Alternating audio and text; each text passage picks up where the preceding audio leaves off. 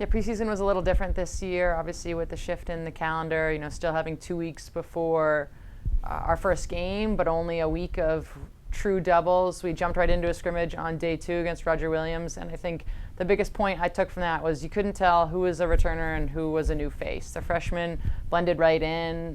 The seniors, the juniors, the sophomores all took a great leadership role. Coming into the season, we knew obviously that our preseason was very different this year because usually we have a week of preseason and practices before we go into a scrimmage. So this year, having a scrimmage on the second day, we definitely weren't sure how that was going to go.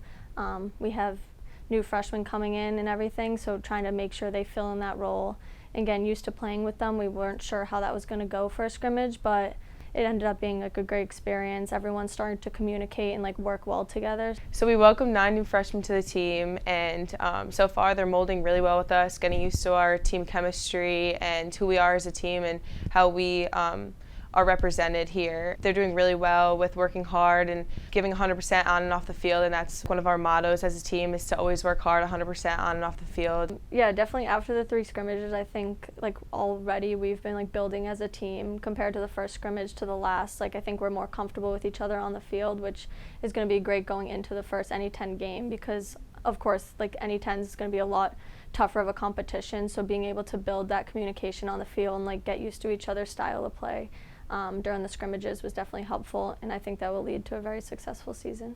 Most of the defense and I, we've been playing together for a few years now, so it definitely shows. I think we kind of know each other's style of play. We're used to playing with each other. We do have a few holes to fill coming off last season, but I definitely think that those people who are filling in the empty holes so far have been doing a great job, and it definitely looks like we're gonna have a successful season.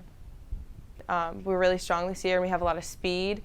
We have a lot of players returning that have worked with each other last year and the year before, so we're really familiar with each other and each other's style of play. A huge thing for us is going to just be having a strong attack and making sure that we're executing the shots that we get. Getting to NCAAs is definitely difficult, and at the end it's the ultimate goal of the season, and we've kind of had 2 different experiences with it because freshman year we went because we won NE10s, and this year we didn't win NE10s, but we had a very good season. Just voicing to the underclassmen and those who've only been there once that the 1 year we didn't make it, we missed NE10s by 1 game. Every game counts, every goal counts, and you can't take a game off because that could put you lower in the standings and then you won't get there. And this year we have a little bit more of a road schedule, but that does include 2 non-conference games in Miami, Florida. We'll play Lynn and we'll play Barry.